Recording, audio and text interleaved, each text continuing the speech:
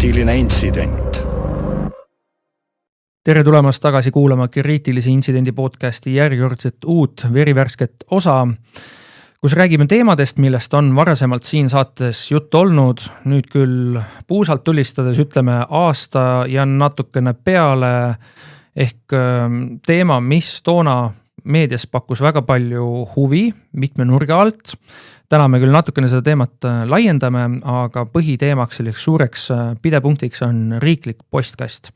Sel teemal on saates külas Riigi Infosüsteemi Ameti riikliku postkasti tootejuht Asso Kasuk. Tere! Tervist! Ja mina olen endiselt saatejuht Ronald Liive. Viimane kord, kui me siin kohtusime 2023 sügisel, kunagi umbes täpselt niimoodi, siis jutt oli sellest, et riiklik postkast justkui nagu läheb kinni, enam ei saa sinna kirju saata, inimesed kõik on hädas. Kui vaadata tõesti neid sissejuhatuses ka, mida ma mainisin, et pealkirjad toona siis nagu üsna kriitilised oldi teie suhtes. Mis siis toimus kõik, et kuidas teil läks selle aliaste sulgemisega? Tegelikult me ise arvasime ka, et läheb nagu karmimalt või ütleme, et tekib rohkem probleeme ja võib-olla need aliased kuidagi mõjutavad rohkem inimesi, kui nad tegelikult lõpuks mõjutasid. Et oli küll väga palju kriitilisi nii-öelda artikleid, oli kindlasti kõneisikud, kelle jaoks see oli väga oluline teema.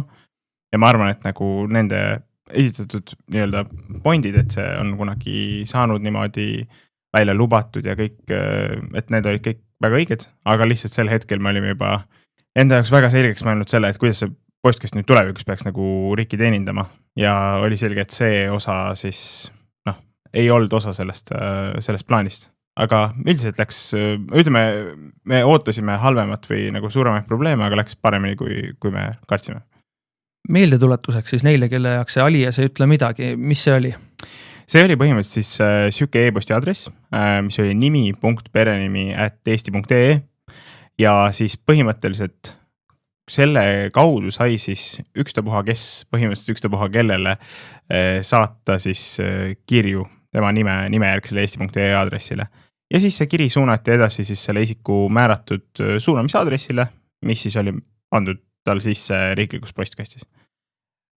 Ja seda kasutati erinevatel viisidel, ka igal nii-öelda mingite asjade back-up imiseks, kuskil mingisugustele saitidele registreerimiseks ja nii edasi, et see oli väga erinevas kasutuses.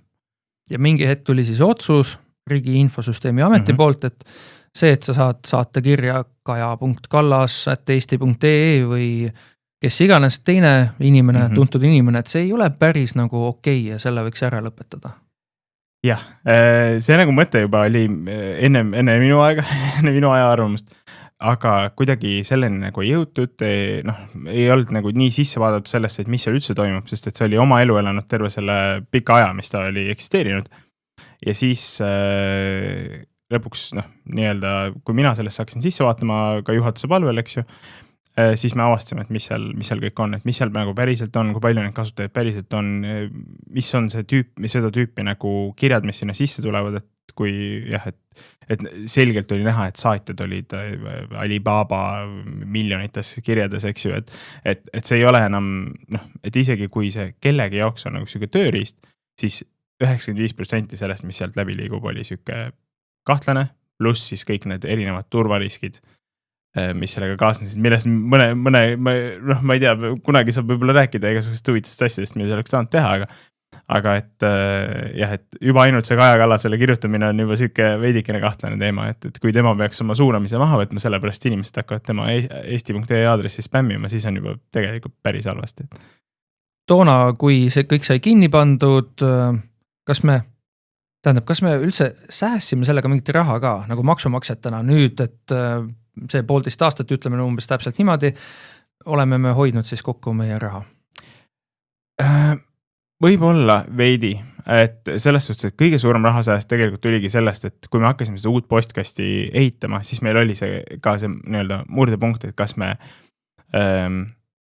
võtame selle funktsionaalsuse kaasa, selle funktsionaalsuse teenindamiseks ma oleks pidanud ka selle jaoks eraldi nii-öelda tüki või mooduli ehitama ja selle ehitamine oleks olnud väga kallis.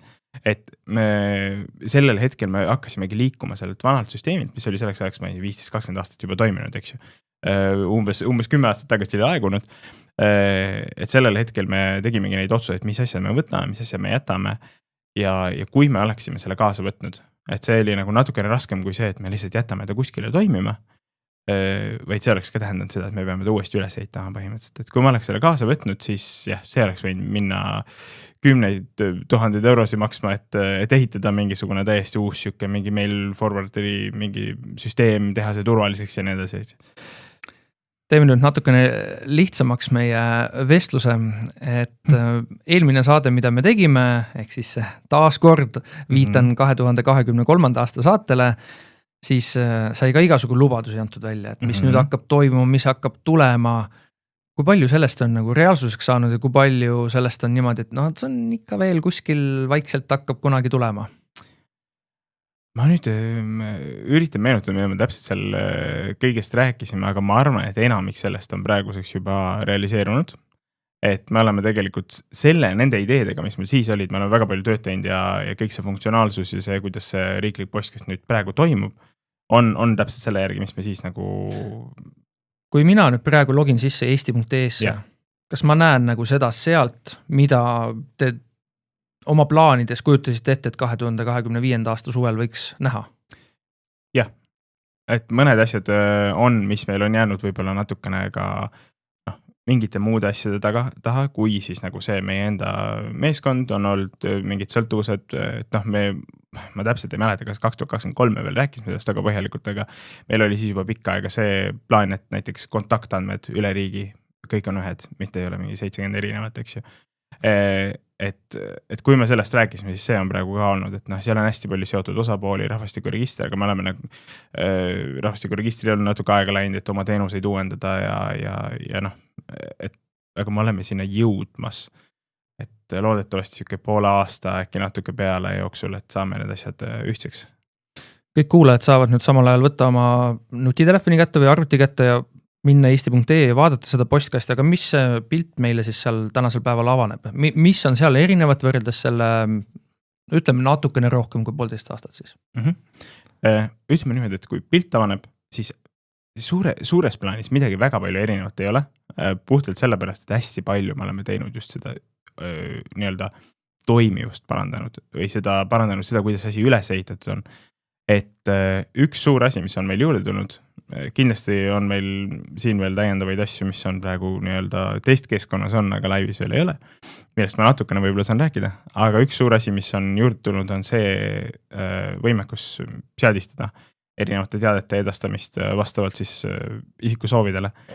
Et seal on siuke nii-öelda seadete funktsionaalsus, see sõltub puhtalt nendest teadetest, mis sulle on tulnud ja kas nendel teadetel on seadestamisfunktsionaalsus. Ehk siis põhimõtteliselt, mis see nagu pikem visioon on, et see sõltub natukene sellest, et kui kiiresti erinevad riigiasutused siis seda uue riikliku postkasti nii-öelda infrat kasutusele võtavad. Aga pikem visioon on see, et iga kord, kui mõni riigiasutus mingisuguse uue teate loob ja selle sulle saadab, siis sul on võimalik seda nagu enda soovidele vastavalt suunata, et kas sa tahad teda e-posti, kas sa ei taha e-posti, kas sa tahad teda ainult riiklikusse postkasti ja nii edasi, et see on nagu nii-öelda väga siuke lai seadistamise funktsionaalsus. Logisin ka sisse ja vaatan seda postkasti, siis näen seal mingit teavitusi nagu, mis, ma saan aru, nad jõuavad, kuna ma olen enda meiliaadressi pannud sinna sisse, nad jõuavad ka minu tava meiliaadressi peale, sellepärast ma olen juba nendega kursis olnud, aga ega seda vist ei saa ju kuidagi omavahel sünkima panna, kui mina nii-öelda oma Gmaili konto pealt olen selle meili juba ära lugenud, et ta seal ka oleks siis nii-öelda loetud. Tehniliselt on see võimalik. Pixlit saaks kasutada, mis siis tähendab seda, et me paneksime ühe asja sinna meili sisse, mis tuvastaks ära, kas sa oled seda lugenud. Aga see on andmekaitse ja riigi siukse jälgimise vaatepunktist üsna suur ei, et teoreetiliselt, tehniliselt on see võimalik. Ja me väga nagu nii-öelda loogilisest vaatepunktist võiks seda juba täitsa teha, aga lihtsalt, et seal tuleb jälgida ka seda, et keegi väga pahaseks ei saa selle peale.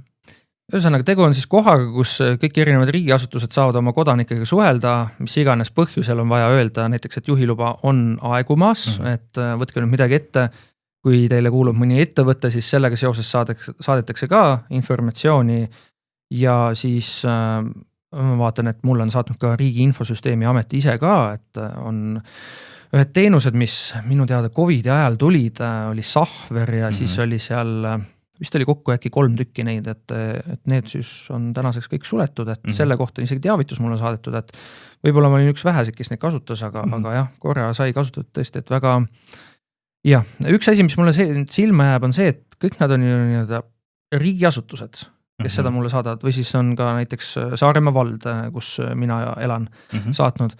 Kõigi puhul on ka nii-öelda ikoonikene, mis on meil kõigis igasugustes äppides, Instagramis, mis iganes, kõigil on oma see nii-öelda ikoon olemas. Kõigil on siis see Eesti riigi vapp. No, kas on vaja kõigil üks ja sama panna siis? Tegelikult on meil võimekus ka neid erinevaid panna, et väga tihti meil on natukene see süsteem on ka selline, et kui me läksime selle vana süsteemi pealt uue peale üle, siis vanal süsteemil, põhimõtteliselt kõik, mis läbi vanal süsteemi tuleb, me neid kõiki nagu prügikasti ei visanud, et meil on siuke üleminekuperiood praegu. Ja kui tulevad need läbi vana süsteemi, need konverteeritakse uude, siis sellisel juhul, neil on siuke placeholder vapikene, mis on siuke kena sinine. Aga tegelikult on meil võimalus olemas ka see, et Saaremaa vald saab oma vapi panna ja tervisekassa saab panna enda logokese ja et see funktsionaalsus tegelikult on olemas, et natuke eristada seda infovoogu, mis sulle siia sisse tuleb. Aga sisuliselt on see postkast ilma saatmise võimaluseta, sest mul nii-öelda kodanikuna ma ainult saan vaadata neid, lugeda, aga rohkem mitte midagi.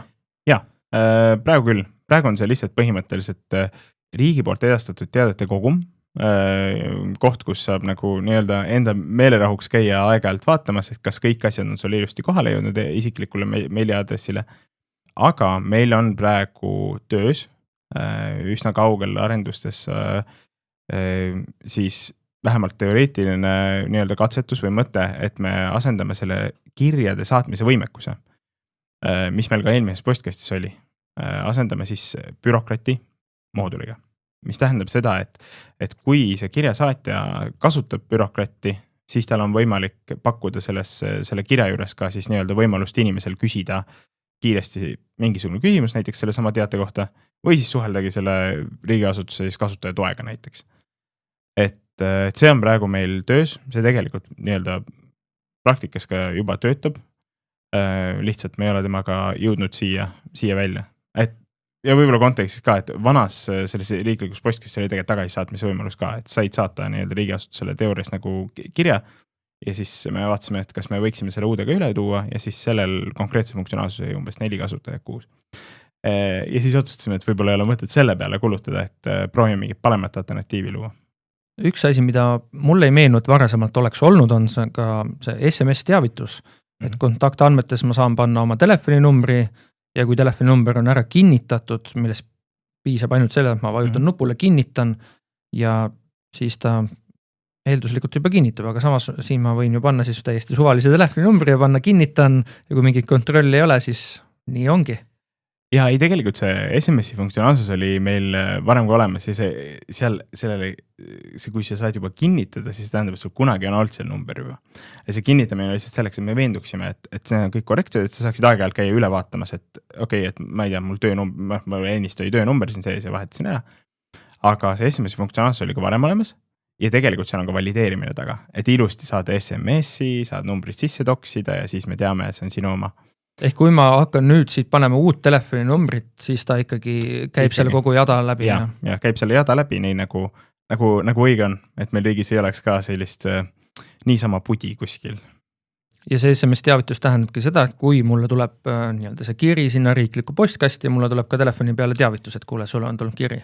Ja see sõltub saatja nii-öelda valikutest, eks ju, et kui saatja on otsustanud, tahab sulle ka kirja või nii-öelda SMS-i saata, siis tuleb ka kenasti selle kirjaga koos sulle nii-öelda kätte. Aga mille jaoks see on ikkagi siis mõeldud? Sest me ju teame praegu siin uudistes on ka tihti tuleb, et Siseministeeriumi poolt on erinevad sellised teavitussüsteemid, nemad küll vist teavitavad sellistest kiireloomulisematest asjadest, uudistest või et ma ei tea, kuskil on üleujutus või suur torm on tulemas. Kas selle postkasti kaudu hakkab ka selliseid teavitusi tulema? Sõltub. Postkast on eelkõige mõeldud mingisuguse informatsiooni edastamiseks, mis ei ole nagu tingimata aegkriitiline. Et kunagi me mõlgutasime ka mõtteid ja me oleme ka käinud ohuteavituste juhtrühmades ja asjades, et kuidas meie saaksime nagu rolli mängida seal. Ja siis me jõudsime järelduseni, et ikkagi see variant, et sul hakkab mast või siis see uus variant, mida praegu katsetatakse, eks ju, et need on nagu parem viis, et teatada millegist, mis on otse sinu juures. Sul võib tulla see riikliku postkasti teada ja sul on suunamata ja siis see on nii jama, eks ju. Et aga mingisuguste sihukeste teadete puhul, mis ongi näiteks, et ma ei tea, homme tuleb mingisugune torm või läheneb mingisugune ilmastikuolu, mis ei ole nagu see, et ta on juba praegu kohal või et kohe on mingisugune kriitiline asi, või et sul võib-olla on aega sellega tutvuda läbi SMS-i või e-posti, et sellised võimalused on tegelikult, mida me saame pakkuda Päästeametile ja teistele sõpradele. Mis on see kõige-kõigem funktsioon, mida te ise igapäevaselt kasutate postkasti puhul? Ma arvan, et postkasti puhul kõige olulisem on see, et kui see seal tingimata ei pea üldse käima. See on see kõige-kõigem funktsioon, kui ta ilusti sulle kohale jõuab isiklikule e-posti aadressil, et saad päriselt selle teate kätte. Et me oleme ka alati nii-öelda teinud nalja, et kõige parem on siis, kui keegi peab postkastis käima. Et meie eesmärk ei ole see, et ma ei tea, et meil oleks mingisugune meetrik, et nüüd mida rohkem inimesi käib postkastis, seda parem, vaid et päriselt need kirjad jõuaks kohale ja see tähendab ka seda, et need saatjatel oleks võimalikult hea süsteem, kust kaudu neid teateid saata. Ehk siis me oleme tegelikult hästi palju keskendunud sellele, et katta võimalikult palju just riigiasutuste võimekust korralikult teateid edastada. Et ma arvan, et see kogu see nii-öelda neile võimekuse tagamine on see funktsionaalsus, mis mulle igapäevaselt kõige rohkem rõõmu valmistab. Aga kui mina login sisse läbi eesti.ee siia postkasti, ma näen neid kirju Justiitsministeerium ja Riigi Infosüsteemi Amet, registrite ja infosüsteemide keskus ja nii edasi, ma võin jäädagi siia neid loetlema. Siis kuidas üldse see info jõuab kokku siia riikliku portaali eesti.ee, mida RIA haldab ja kuidas see tuleb nagu teisest IT-majast siis teie kätte kogu see kirjainfo? Te näete ka sinna sisse, et mida mulle Saaremaa vald näiteks saatis siis? Kunagi küll. Ja nii-öelda nende vanade saatmistüüpide puhul ka, et põhimõtteliselt on meil nagu andmebaasist talletatud see sisu, me iseenesest sinna sisse ei näe, sisu sisse, me lihtsalt vaadata ei saa, aga see põhimõtteliselt istub nagu riikliku postkasti andmebaasis, need vanad variandid. Aga meie uus süsteem siis põhimõtteliselt tagab selle, et igal asutusel on omaenda siis nii-öelda saatmise võimekus, põhimõtteliselt siuke teenus, kus siis on neil endal ka valitud, et millisesse andmebaasi see kirjasisu talletub. Ehk siis lühidalt öeldes, EMTA saadab sulle teate, kus on sinu mingisugused maksuandmed ja nad koostavad selle teate sisu seal enda nii-öelda, mis me ütleme riikliku postkasti haldusliides siis avalikele asutustele suunatud programm siis. Et seal nad koostavad selle valmis, selle nii-öelda põhja, siis tuleb nende poolt tuleb mingisugused andmed, mis võtavad selle põhja külge endale ja siis sõidab nende kuskile andmebaasi talletuma. Ja sel hetkel, kui sa siis lähed ja avad riiklikus postkastis selle EMTA kirja, et sinna riiklikusse postkasti ja läbi selle RIA infra liigub ainult meta andmestik, et keegi saatis sulle midagi. Ja siin on selle mingisuguse kirja pealkiri ja sel hetkel, kui sa selle asja avad, siis ta tegelikult teeb põhimõtteliselt akna sinna EMTA nagu andmebaasi. Et see kirja sisu meil ei talletu, meie juures ei ole, et see on nüüd see siuke microfrontendide tehnoloogia, millest võiks rääkida tunde, aga jah, et asi, mida me siis üritame nii-öelda või mitte ei ürita, vaid praegu teeme edukalt teha selleks, et need asjad ei oleks meie juures, et inimestel oleks võimalikult nii-öelda erinevates kohtades koos informatsioon, mis nende kohta käib ja vähendada sellega ka siis erinevaid ründevektoreid, et kui RIA riikliku postkasti andmebaasil ligi saada, siis ei ole see, et sa näed terve inimese eluloo ära sealt, eks ju, et see on See tähendab seda, nii nagu ma just kogen siin praegu klikkides erinevaid kirju, et iga kord, kui ma klikin kirjale, siis te laete selle uuesti. Ehk siis teil ei ole ka sellist puhvrit seal enda teenuses sees. Põhimõtteliselt küll, me ei cache'i neid kuskile endale nagu maha kuskile teenuse sisse, vaid ta teebki põhimõtteliselt selle akna täpselt selle hetkel, kui sa selle peale klikid ja täpselt see, nii kaua, kuni sina seal nagu oled ja sellega toimetad, nii kaua see on sulle ainult nähtav. Et see ei ole ka sel hetkel ei ole meil kuskil ei istu, ma ei tea, andmebaasis see sinu kirja sisu. Et see on see nagu eesmärk, mõte. Üks asi, mida mulle tegelikult, ma nüüd tegin ära siin, kuna meil on see teemaks siin praegu jutuajamise käigus, kõik klikin oma need kirjad ära, et nad ei oleks mul nii-öelda nagu uued, et lugemata kirjad, sest need on nagu väga vanad asjad, et mis enam ei paku mul üldse huvi. Aga ikkagi see sama teema, mida ma ütlesin, et kui mul see Gmaili on juba ära tulnud see suunatud, et ma saaks ka siin. Kas te muidu korra käis läbi see, et andmekaitse või tähendab, et vist siis GDPR ja ICUM võib seal olla kuidagi takistuseks midagi. Kas te olete andmekaitse inspektsiooniga sel teemal suhelnud, et kuulge, me tahaks ikkagi seda pikslit sinna juurde panna? Kas selline vestlus on olnud? Meil otse ei ole olnud, aga me teame, meil oli vestlus, ma nüüd täpselt ei mäleta kellega, võis olla Transpordiamet, kellel oli sarnane nagu funktsionaalsus olemas. Ehk siis oligi piksel sees, said alati teada, kas on loetud või ei ole. Ja siis tekkis sellega probleem, et me oleme nagu, me oleme ka mujalt kuulnud, et selle peale ei vaadata väga hästi ja ma kujutan ette, kui kodanikele panna selle, et me vaatame, kas nende mailboxis on avatud midagi või ei ole, siis selle kohta tuleb mõni protest. Et me oleme nagu mõelnud selle peale, aga praegu me oleme lähenenud sellele pigem sellisena, et see isiklik postkast on siuke nagu natukene, siuke koht, kuhu riik nagu ronima ei peaks. Ja kui ongi näiteks mingisugune teade, mis vajabki kättetoimetamist näiteks ja siis on mingi vale suunamine või ma ei tea, keegi on kaaperdanud su isikliku postkasti ja siis just kui sa jutumärkides oled selle kätte saanud, ja siis ma ei tea, tuleb sul mingi trahv või mingi karistus või midagi siukest, siis see on juba siuke koht, kus nagu see muutub nagu siukseks kehvaks asjaks, et kaks aktuaalset teemat, mis praegu on olnud siin suve jooksul, ongi see trahvide saamine, et inimesed on kiirust ületanud ja siis teine teema on automaksu teemaga. Ma vaatan, et minu postkastist teavitust ei ole, sest ma pole trahvi saanud. Automaks on ka juba kohe õigeaegselt tasutud, aga kas need teemad, ehk siis trahvi saamine kiiruse ületamise eest ja see automaksu teema ka, kas need jõuavad ka siia riikliku postkasti? Jah ja ei. Ehk siis kiiruse ületamine jõuab ilusti kohale. Kiiruse ületamise saab riiklikust postkastist kätte. Olen testinud igaks juhuks. Aga seda automaksu varianti praegu see aasta veel ei olnud, sest et MTAL on olnud oma eraldi süsteem tegelikult juba pikemat aega, mida nad on siis kasutanud teadastamiseks. Ehk siis seal tekib ka väike see nii-öelda erisus, eks ju, et mida me üritame nagu vältida, et MTAL on oma kontaktid, oma teavitamissüsteem, siis on riiklik postkast, siis on veel midagi kolmandat. Et aga praegu me MTAga aktiivselt teeme tööd selles suunas, et nad saaksid selle nii-öelda enda süsteemi vahetada riikliku postkasti vastu välja. Mul on kõrvu jäänud, et Transpordiametil ja siis Maksu- ja Tolliametil on enda süsteemid olnud. Kas mõlemad nad on öelnud, et okei, et me nüüd enda asja jätame ja tuleme üle? Praegu need plaanid on niimoodi, et Transpordiametiga meil ka praegu on just suhtlus käimas ja töö selles suunas, et nad vahetaksid selle riikliku postkasti vastu välja. Plaanid on, aga mingid paberid määritud, et nüüd on allkirja all ja nüüd on kinnitatud ja me teame seda, et nad tulevad ja me peame olema valmis selleks, et meil hakkab nüüd läbi selle teoorias rohkem liiklust tulema Eesti.ee-sse ka, sest inimesed tahavad võib-olla näha neid kirju sealt. Transpordiameti puhul on see, et me paigaldame neile praegu neid keskkondi, kus nad saaksid neid saatmisi teha. Ehk siis nad hakkavad neid asju katsetama ja toimetama sellega. Nende poolt viimane informatsioon oli see, et nad sooviksid minna selle peale üle. Tavaliselt nende suurte asutuste puhul tähendab seda, et mingisugune infosüsteem viiakse esiteks üle, siis järgmine ja nii edasi, ehk siis ei ole nagu see, et täna on üks süsteem ja homme on teine.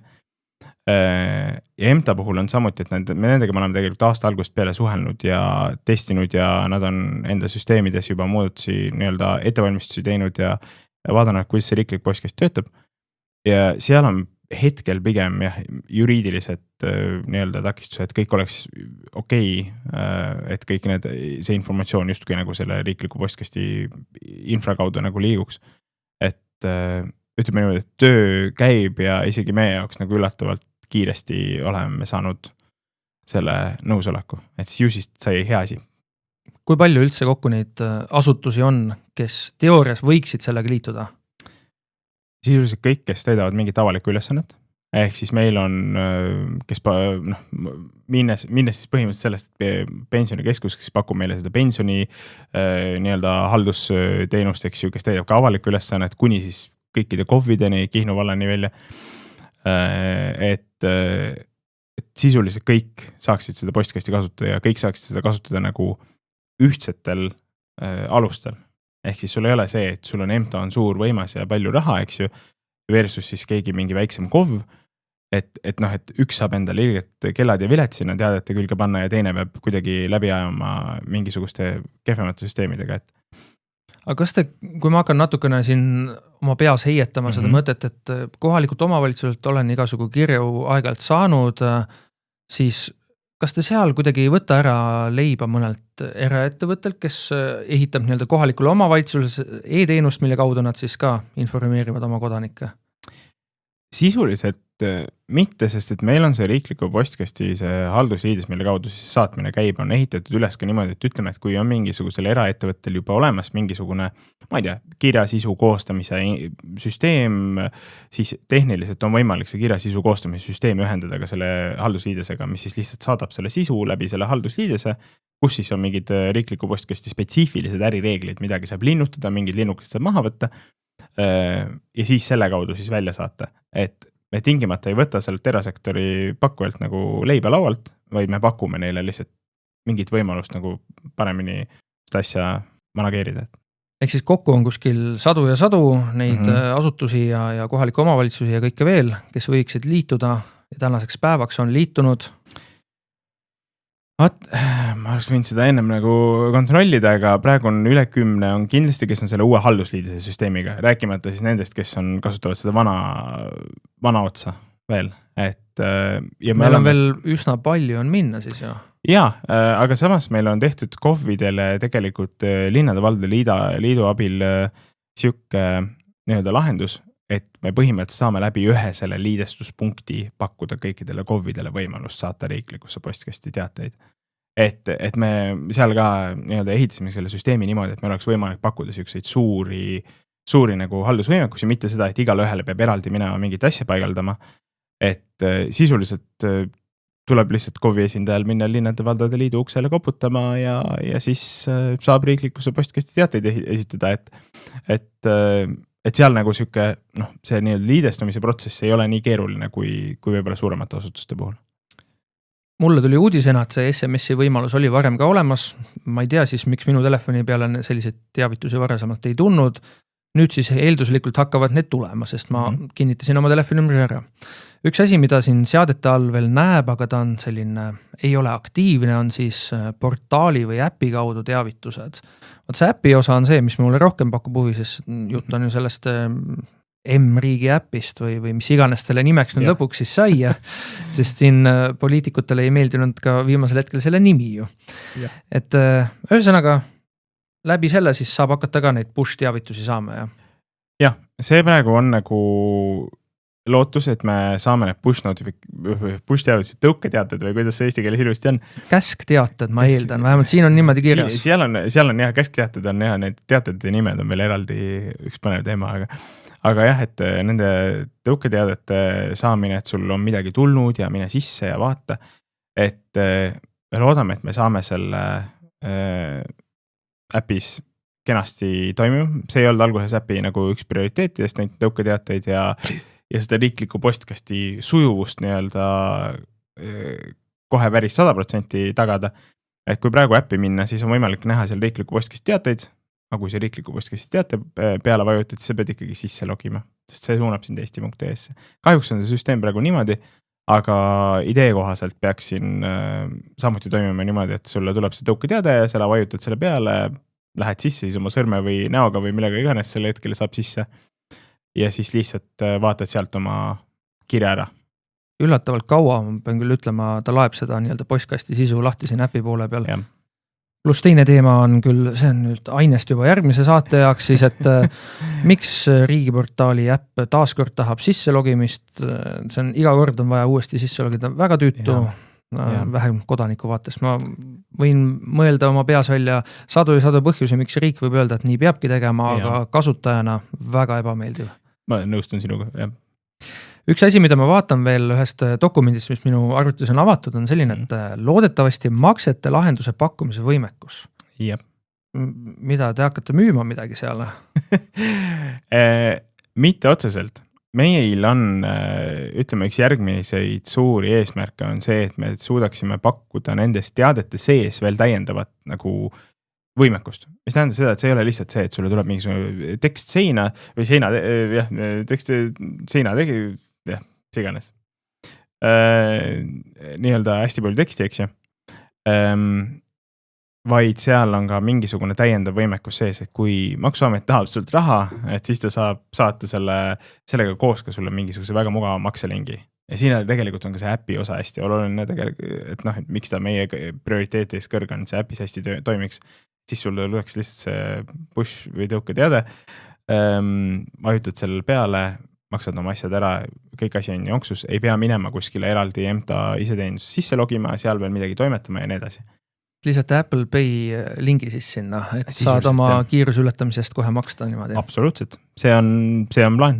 No see oleks isegi päris huvitav, et sest meil ju nagu me kuuleme peale igast suuremat suursündmust, siis neid inimesi, kes soovivad vabatahtlikult riigikassat täita ajal, mil meil maksud kogu aeg tõusevad, on üha rohkem ja rohkem. Kas sinna riikliku postkasti on siis kuidagi tagasi tulemas ka see osa ikkagi, mis te panite kinni? See alijaste teema on täiesti jäädavalt läinud ja midagi kuidagi natukenegi tagasi ei ole tulemas? Mul tegelikult oli üks väga huvitav diskussioon sel teemal, et kas või mis formaadis seda alijaste või seda nii-öelda funktsionaalsust võiks tagasi tuua või kas peaks tagasi tooma.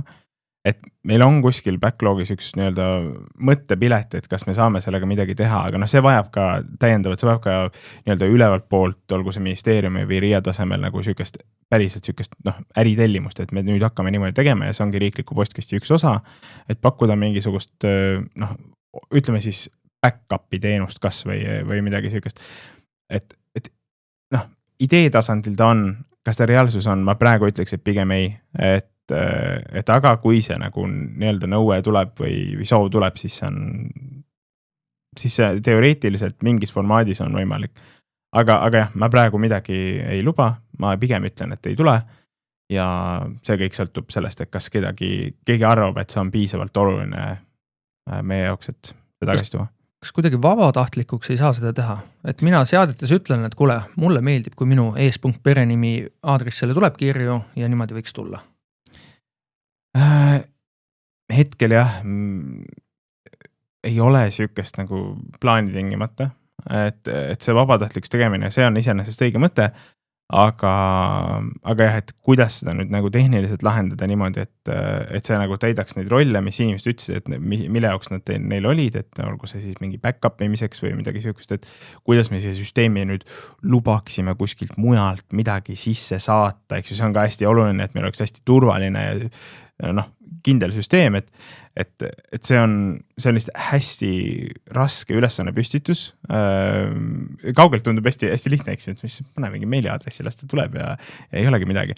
Aga see süsteem on ehitatud nagu palju turvalisemaks, kui see vana süsteem oli sisse saamine siia süsteemi ei toimi enam niisama lihtsalt, et nii-öelda meiliserverite kaudu, et selle lahendamine on tõenäoliselt üsna süke kulukas ja keeruline protsess ja siis ongi see, et kui palju neid inimesi päriselt on, et kui me näiteks ehitame selle, tuleb mingisugune tellimusministeerium, et teeme selle valmis, ehitame selle valmis ja siis, ma ei tea, 50 inimest lõpuks kasutavad, et siis me jällegi mõtleme, et kas sellest oli nagu, kas see raha raiskamine oli nagu väärt seda või mitte, et see on sükest asja, millega me peame arvestama.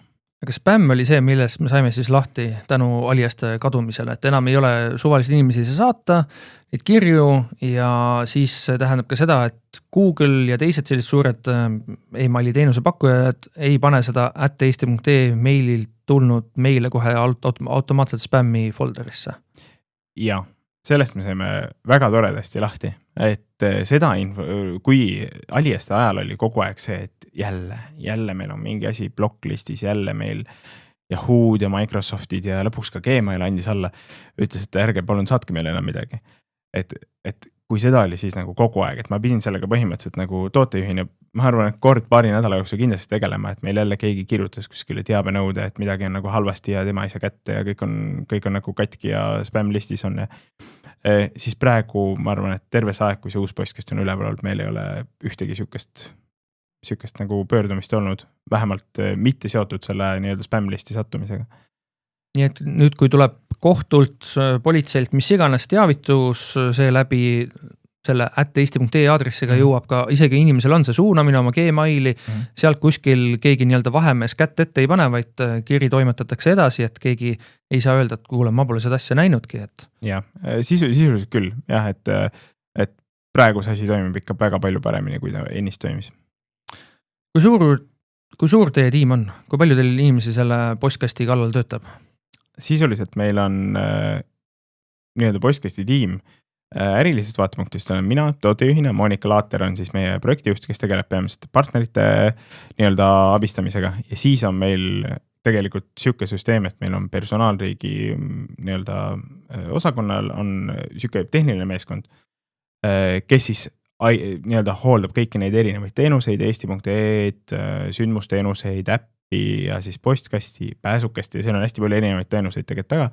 Ehk siis sisuliselt meil on, ma vahepeal teen nalja, et meil on siuke üks tehniline inimene iga programmi kohta, et natuke väiksemad tiimid kui erasektoris. Aga saate hakkama ja neid asju, mille kallal te töötate, nagu just kuulda oli, on väga palju. Praegu saame hakkama, et meil on ka muidugi arenduspartner nagu avalikus sektoris alati, et hetkel on meil Fujitsu Estonia on meie arenduspartner, kes siis tegeleb selle nii-öelda uute arenduste ja kõikide asjadega, aga haldamiseks on meil nii-öelda see enda sisene meeskond. Et arenduspartneri võimekusest alati sõltub ka see, et kui palju me suudame teha ja nemad on praegu väga hea partner olnud. Et ma arvan, et eks see on avaliku sektori üks põhilisi asju, et tegelikult lõppkokkuvõttes sõltub see mingisugust erasektori ettevõttest see, kui võimekas see avaliku sektori nagu meeskond või see toode tuleb lõpuks. Räägime siis rahast ka. Kui palju see lõbu on maksumaksjale praegu maksma läinud või siis lõppkokkuvõttes, kui see kõik valmis on, kui palju ta läheb? Praegu on ta kuskil, ma arvan, et ligikaudu, kui me räägime ka, lisame sinna juurde kõik selle vana süsteemi mingisugused sulgemised, üleminekud ja kõikide nende uute asjade arendamised, siis kuskile 1 miljoni euro kanti äkki on läinud see maksma. Et see ei ole läinud nii-öelda meie maksumaksja taskust, ehk siis see ei ole baasrahastus. See ei ole olnud nagu see summa, mis ütleme, nii-öelda jutumärkides kellegilt ära võeti, vaid need on olnud konkreetselt struktuurfondid, Euroopa Liidu, RRF-id, siuksed asjad, millega me tegelikult ehitame neid riigisüsteeme, eks ju. Ehk siis Saksa maksumaksja. Jah, no täpselt, seda ma alati teen nalja, et Saksa maksumaksja tegi meile väga hea postkasti. Kui me saaks unistada ja mõelda veelgi suurejoonelisemalt, siis mis oleks selline mingi unistuste funktsioon, mida võiks sinna veel lisada juurde? Unistuste funktsioon. Ma arvan, et üks nendest unistuste funktsionaalsustest või asjadest, mida me tegelikult praegu proovime ka reaalsuseks teha, on see, et me suudaksime pakkuda läbi selle postkasti lisaks nendele makselinkidele ka teenuseid. Et sa ei peaks enam kuskile üldse mingis siseteeninduses sisse logima, vaid sa saaksid mingisugust lihtsamat teenused tarbida juba otse selle kirja seest ära. Kui sulle tuleb teade, et sa pead midagi tegema, siis ei ole nagu see, et sa pead siis mingid 7 sammu kuskile liikuma selleks, et seda asja teha, vaid sa teed selle kohe ära. Et sa pead kinnitama mingisuguse, ma ei tea, maksegraafiku või sa pead ütlema millegile jah või ei või täitma mingisugused 4 nii-öelda tabeli vormi, et see protsess nii-öelda riigi ja inimese vahel oleks hästi lühike. Et see on see unistus, me praegu töötame, me oleme analüüsi teinud, me teame, et see on võimalik. Et see on see, mille suunas ma tahaks, et riiklik postkast nüüd ka liiguks lähiajal. See oleks teoorias võimalik, aga mis seal nii-öelda ära hoiab seda, miks seda praktikas ei ole või kas see hakkab tulema siis või? Seda me proovime nüüd, see on järgmine suur asi, mida me tegelikult hakkame arendama ja tegema.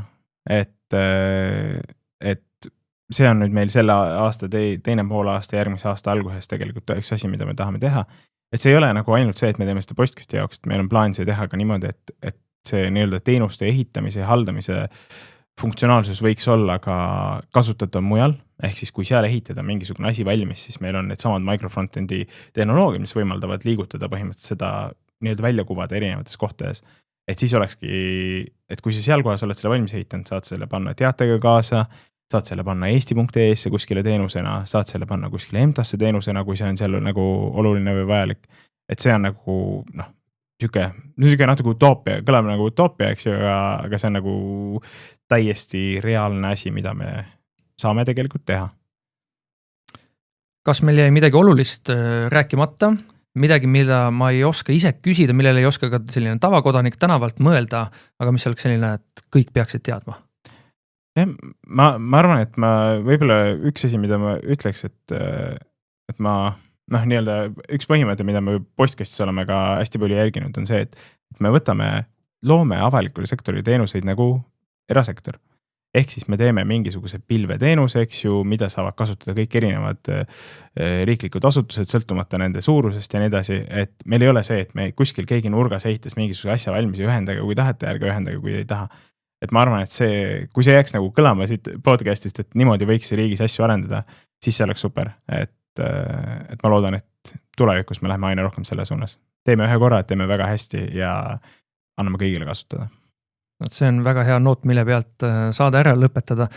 Loodame tõesti, et kõik läheb hästi ja aina riiklikud teenused lähevad paremaks, mugavamaks ja lihtsamaks, mitte ainult ka selle postkasti osas, vaid ka näiteks riigiäpp, mida ma siin natukene kritiseerisin, mis ei olnud meie tänase saate teema. Meie tänase saate teema oli riiklik postkast ja selle kohta käis kriitilise intsidendi podcastis rääkimas Riigi Infosüsteemi Ameti riikliku postkasti tootejuht Asso Kasuk. Mina olin saatejuht Ronald Liive ja nii, nagu meil on nüüd siin saateks kombeks, teeme väikese pausi. 1 nädal saate puhata meist ja siis 2 nädala pärast oleme tagasi uue osaga, kus räägime taaskord väga huvitaval teemal.